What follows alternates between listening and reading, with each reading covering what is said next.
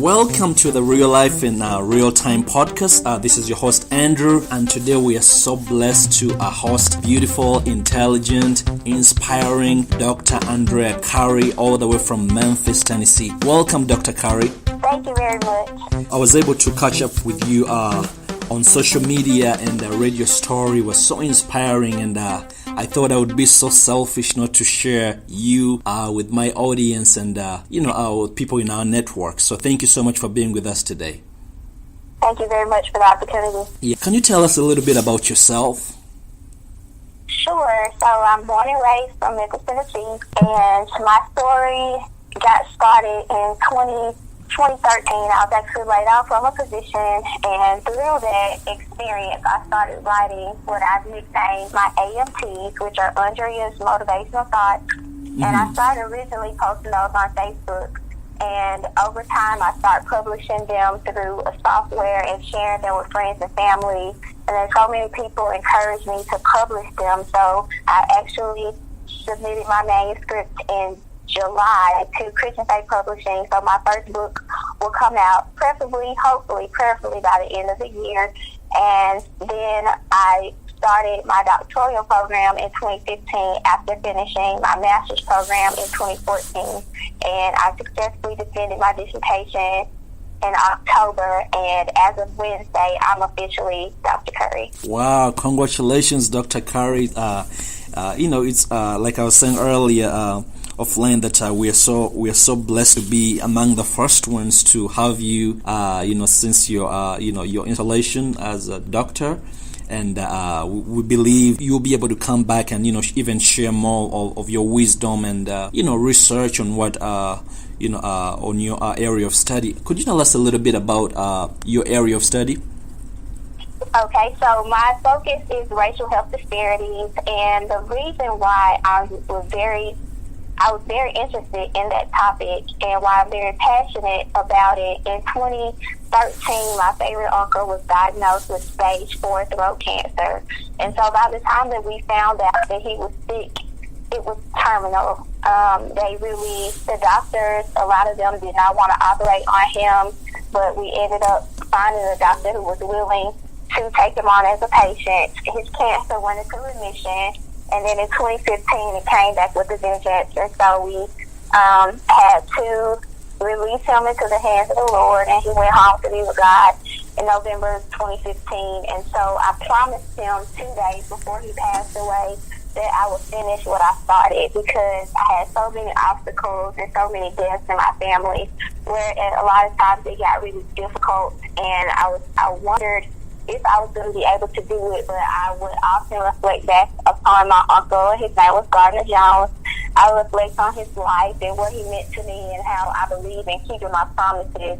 So I evaluated an African American population here within Shelby County, Tennessee, that were middle age. They had to have health insurance, an English speaking primary care physician.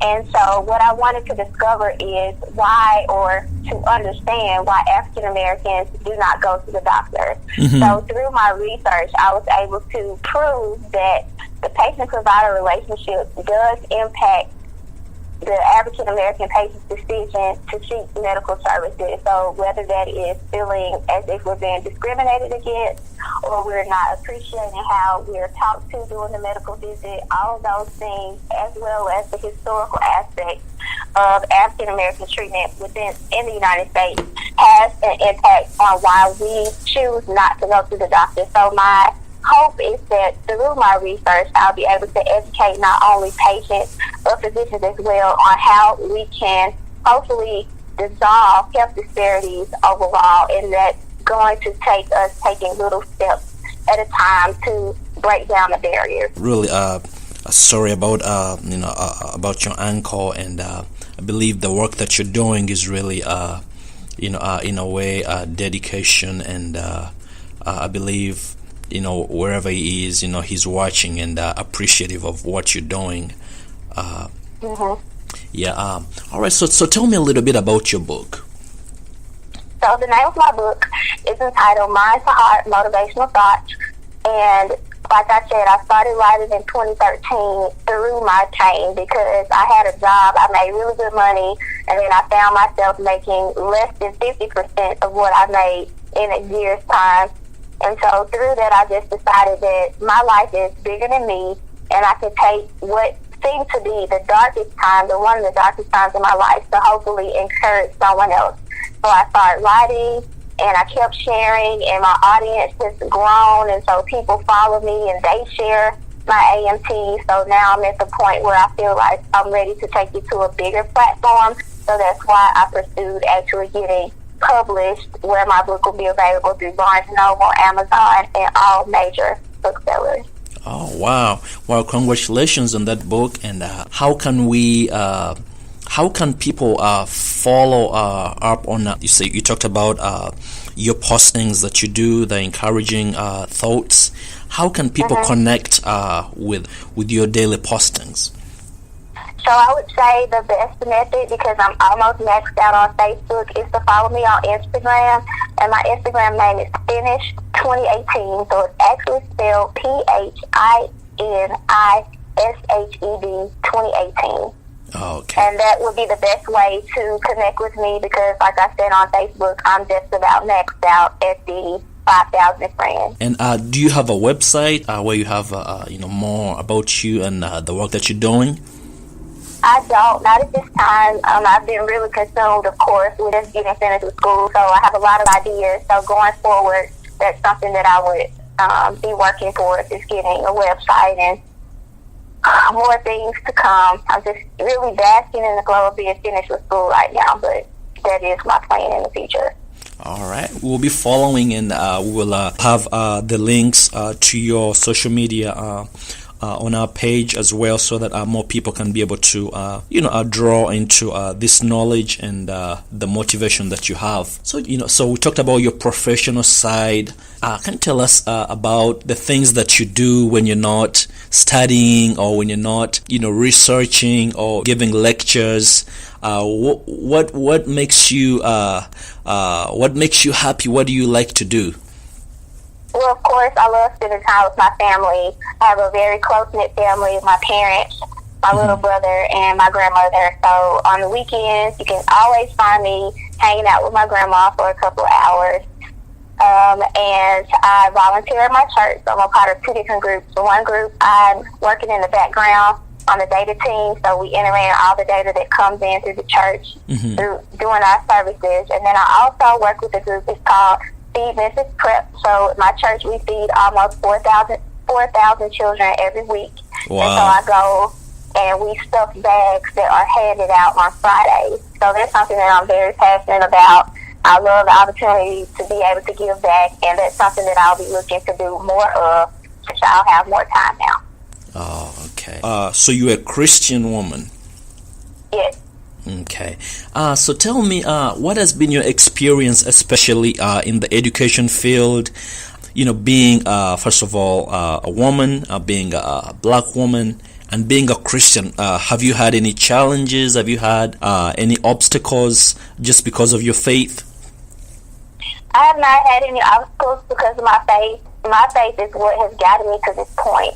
And anyone that knows me for a little bit of time and you are interacting with me, at some point or another, that is going to come up. But I don't try to be overbearing with it, but I let people know what I believe and just try to be uplifting and motivating, because we have so many negative forces already around us. You can't even turn on the news without hearing about someone getting shot or stabbed. So I think it's important to have people throughout the world who have a light on the inside and aren't afraid to share their light. So as far as being in research and finishing my dissertation, I've not had any hindrances because of my race or my religious beliefs. If anything, the platform that I have now is to encourage other young people and other young women or even young men to say, hey, you can be young, you can be African American, and you still can go for something that less than 2% of the world's population has a PhD, but that doesn't mean that you can't be a part of that number. Oh, that's interesting to hear. Ladies and gentlemen, you're listening to the Real Life in Real Time here on the Kizito Media. This is your host, Andrew, and today we are hosting Dr. Curry all the way from Memphis, Tennessee, and very, very wise and a lot of achievements under her belt. And we're going to be talking to her a little bit more when we come back here on the Real Life in Real Time. All right, welcome back, Dr. Curry. It's good to have you here on our podcast, and it's just really interesting to have women like you taking time to like you said, you had a career, you're getting paid a lot of money, but then you had a desire inside of you that pushed you to even go farther, into the research and more study, which takes a lot of time. You could have been doing, other things. Tell me, have you had stories, maybe from younger women or even women your age who have been challenged or who have been inspired by your direction? Yes, actually, because I've been sharing my experience, I've actually, if I could go back, I've been cataloging the entire journey. So from when I started, when I got accepted into the PhD program, all the way to when everything was official and I got the notification from the school, I've been sharing my journey. And there have been so many people that have reached out to me, first of all, telling me that what I'm doing and what I have achieved has inspired them. And then just this week, I've had people that have wanted me to mentor them. So they have questions and they're really interested in my journey. So I always want to take the time to share with them what I've learned and hopefully some inspiration to get them going on their personal journey. So a lot of people are very inspired, and it's encouraging to me because sometimes when you post things, you're like, is it too much?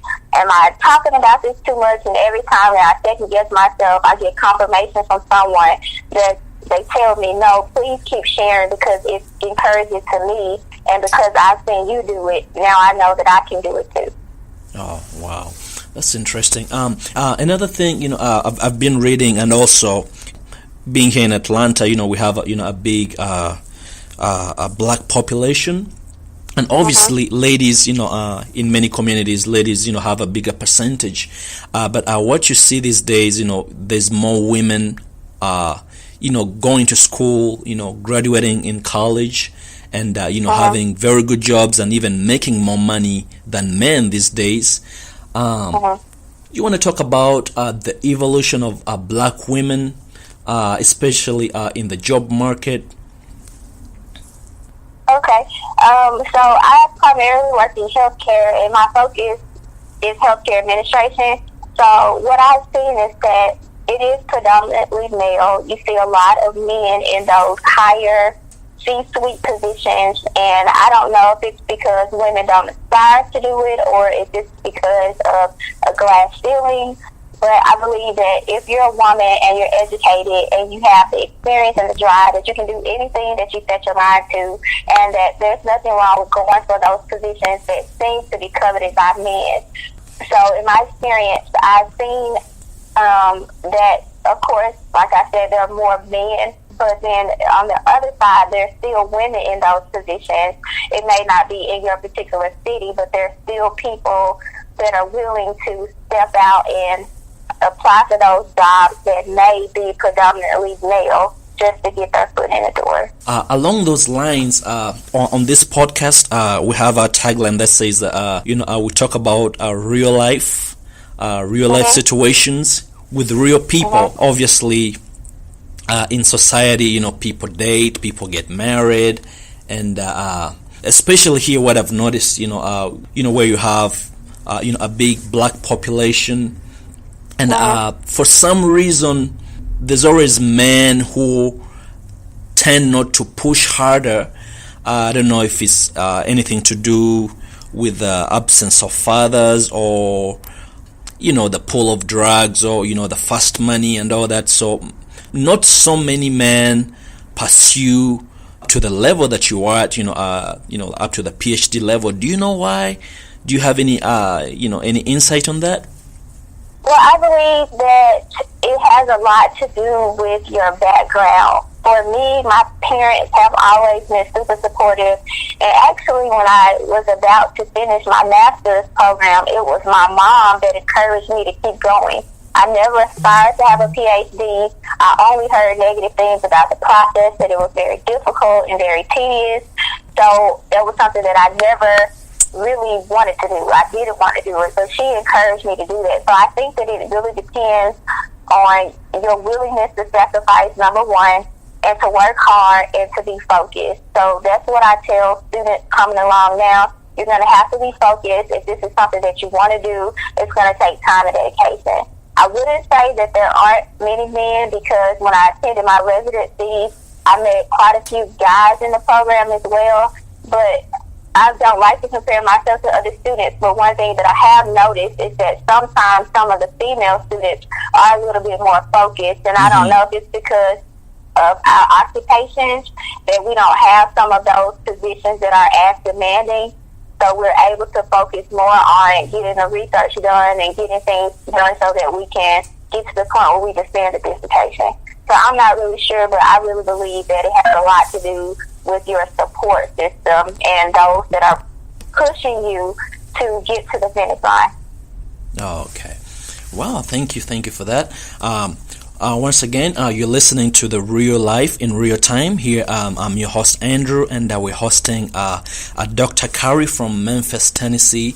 And she just has a lot of wisdom and insight on health and a lot of other things. She's an author.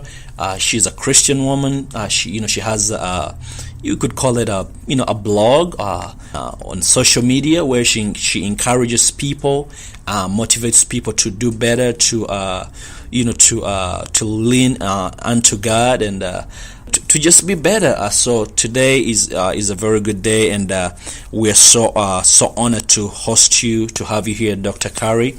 And so I just want to talk about along the lines we just talked about, women, getting more educated, and as a guy, I've noticed, men tend to be scared of educated women. Do you see that in your circles, or from experiences around you? No, I've not experienced that. Thankfully, most people that I interact with, they knew me before I started, or I've met them along the way. But I always try to remain humble, because at any given point, things can change, and I am a living witness to that. Over the past 6 years, there's been so much that has happened in my life. So I always try to be level-headed and be the same, and not come across as being intimidated. And I think that's where some of the divide comes, because it's all about how you present yourself. So if you present yourself as being, you're still a regular person, although you may have all these credentials and this education, but at the core of who you are, you remain true to yourself, and that is what draws people in, as opposed to pushing them away.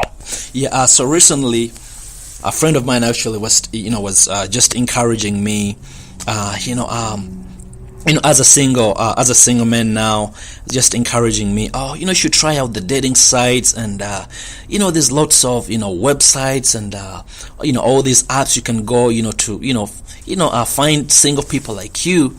And I did try going on to some of the websites, and I did see a lot of beautiful, educated women over there, and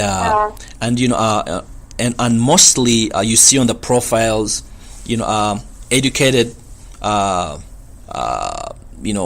have my all, I have this, and I was just asking myself, and I also ask on behalf of our listeners, because most of the podcasts we do is about relationships, and the question that usually comes up: why is it that there's so many successful women, but they're not able to to get into relationships? Is it the education?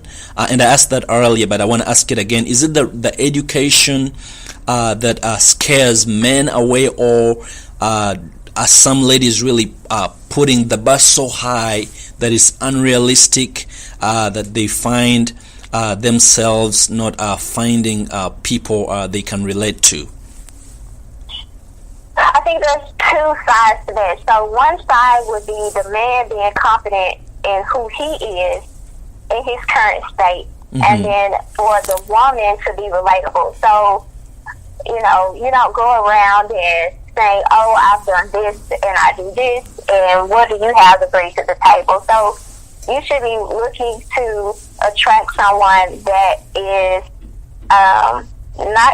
not necessarily an equal, not necessarily that you have a lot of similarities, but someone that piques your interest and you have something in common with, and you feel like you can build upon that. And I think it's unrealistic to have the bar, like you said, set so high that, let's say, if you had a doctorate degree, that you're looking for someone with a doctorate degree. You may meet someone and all they have is an associate, but they're the best person for you. And you're not going to find that out until you actually have conversations with people. So you should never base the success of a relationship upon someone's their belongings, their education, their achievements. It should be who they are. Their heart should be what draws you to them, and not who they are on paper. Wow, well said. I really appreciate that, and I believe all my brothers listening out there, you don't need to give up. What words would you give to the brothers out there who, let's say, they probably don't have not even an associate's degree, maybe, they weren't able to go, as far, maybe they weren't inspired, or, life happened, but they aspire to, aspire to have, a well-educated woman, and they want to send their kids to college. What words would you say to the brothers out there? I would say that, again, you have to examine that lady's heart. So that should be outside of her looks. See, how does she talk to people? How does she carry herself? Is she compassionate?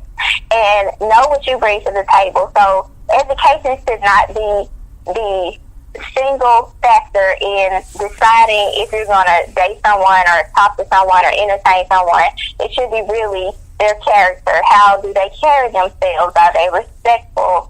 Do they follow along the lines of the things that you're attracted to in the opposite sex? So even if you don't have the education, there's a lot more that you can bring to the table, because there are some really good people. I know some very successful people that did not go to college, and that is not something that I think anyone should be held to say, okay, you've got to have such and such degree to date me, or I've got to have this to even go after that woman that may have piqued my interest. So don't let that be something that holds you back. If you see someone you're interested in, you never know unless you take the time to put yourself out there and see if the attraction is mutual, if that person is even interested in you. But do not sell yourself short just because you feel like you're holding yourself to a standard that might be unrealistic, and it might also differ from the standard of that other individual. All right. Well said, Dr. Curry. And then there's another question too that just from our observation, being in the media, I get to go to different places and meet with different people. And one of the observations that I've come to especially as far as incomes and money and all that, you realize where we're headed, and this has nothing to do with relationships, but just in general.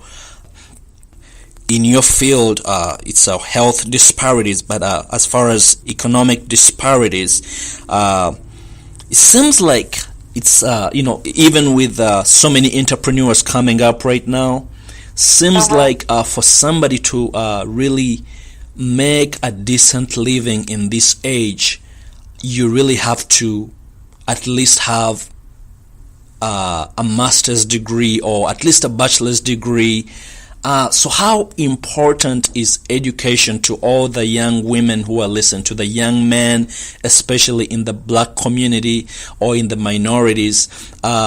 What message, as Dr. Curry, what message do you send out to all our listeners and your listeners as well? For me, the way, again, my background and the way that I was raised, education has always been very important. It is the entrance into a career. A lot of times it helps to discipline you. There are a lot of things about myself that I discovered first going through an undergraduate program. It helped to balance me out. It made me more, I would say, it even shaped me into who I am now because of that experience. But I would also say that, again, it is not absolutely necessary. You can have a trade and be very successful. Mm-hmm. It really depends on the path that you want to take. So for me, to get to where I would like to be, I had to go a certain route through education. For someone else, if I can use my brother as an example, he's a fashion designer. He didn't have to go the educational route to get to what he wanted to do because he has a God-given talent to design clothing. So mm-hmm. It really just depends, but whatever route that you take, you need to be consistent in it and be diligent in it and stay focused. That is something that I really believe has been one of the factors that has helped me to be successful is to always stay focused. Even when there was turmoil going on in my life, and like I said, I had a lot of family members to pass away during this process. I had so many things and challenges, but I continued to stay focused, which is what got me to this point. So if I could leave anything with your audience, it's the importance of being focused. See the end result of where you want to be, figure out the steps how to get there, and once you do, stay on that path and remain consistent so that you can reach those goals. And once you reach those goals, a lot of times it boosts your self-confidence and it makes you feel as if now I've accomplished something, and that in my eyes, that makes you successful to have achieved what you started from the onset. Well, thank you so much. Once again, you're listening to The Real Life in Real Time, and today we're hosting Dr. Andrea Curry from Memphis, Tennessee. Would you please tell me about your community and how is your community responding to your achievements? So that's a really good question. My community has been so supportive. There are so many people that love me and care about me, and not only have I shared it, there have been friends and family that have shared my status, and I've gotten the response has been overwhelming, and for me, it is something that I hold very near and dear because, first of all, I dedicated my research efforts to my uncle, who I love forever, because my saying is love never dissipates, even when eternity separates. So I feel that he is pleased with me. I know that God is pleased because he's blessed me to do it, and my community is standing behind me. I've reached out to some of my undergraduate professors, and they're excited. And even the faculty at my school, and I finished my PhD through Walden University. They've been super supportive. I'm a part of different groups and organizations, and they've been supportive as well. And that's what it's all about, is uplifting one another through the things that we're able to achieve. So I'm very thankful and grateful for my friends and family and all of the organizations that I'm a part of that have been supportive and encouraged me through my journey. Okay. All right. So do you see now, with your book coming up soon, do you see yourself doing a tour, maybe across the states? I don't know. I'm interested to see the response. There's been a lot of buzz about the book, and people are excited because, again, I post my I call them mini AMPs, usually every day through Instagram, which automatically posts on my Facebook page. So I guess it would just depend on the response on the book. And I would be interested in doing it if it would work with my work schedule right now. But I would be interested in it, but it would just depend on if the interest is as great as I anticipate. Okay. And I also understand you're also a businesswoman. Tell us more about your business. So I'm an independent representative for Avon, and I've been doing that for 14 years, and it's something really easy. And I started with a $10 investment, and here I am 14 years later, still going strong. I'm also an independent rep for It Works, and we sell all things from supplement to body treatment, and so that's really easy. So my dad has always instilled into us, my brother and I, that you cannot get rich by having a job. You have to have multiple streams of income. So that is what I'm trying to do, and I'm really passionate about motivational speaking as well. So that's something that I'm hoping will take off soon. In addition to working, and I plan to teach part-time through an online platform. So I just have a lot of things that I want to accomplish, and I'm really trying to maximize my dash. Wow, you are a very busy woman, and we only wish you the very best, and we hope, hopefully when get everything together, obviously with your book, I have no doubt it's going to be successful, and with your story, and now with the power of social media, I'm sure so many people are going to be requesting you all over the country and even overseas. We hope Wow. Yeah, so we hope maybe we'll probably get an opportunity to even host you here in Atlanta one time. And we really enjoy talking to you, Dr. Curry. Thank you so much for your time. And would you please share with our viewers once again your social media and contact, how they can get in touch with you? Yes, so you can reach me on Instagram. I do respond to messages, and it's Finished 2018, so PHINISHED 2018. I'm on Facebook, but again, I'm almost maxed out. And on Facebook, it's Andrea Curry. So those are the two mediums that you could contact me, and I do respond to messages on both platforms. All right. Thank you so much, Dr. Curry, for your time. We really enjoyed talking with you. Please come next time. If you have anything coming up, please don't hesitate to reach out to us here at The Real Life in Real Time. We'd love to have you anytime. We wish you the very best. And once again, congratulations.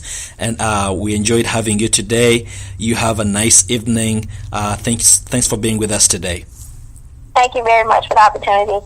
All right, friends, it's The Real Life in Real Time. It's your host Andrew here. Thank you so much for listening in to our podcast today. Remember, we're on all platforms. We're on the Stitcher, Blog Talk Radio, YouTube, iTunes, Google Play, and all podcast platforms.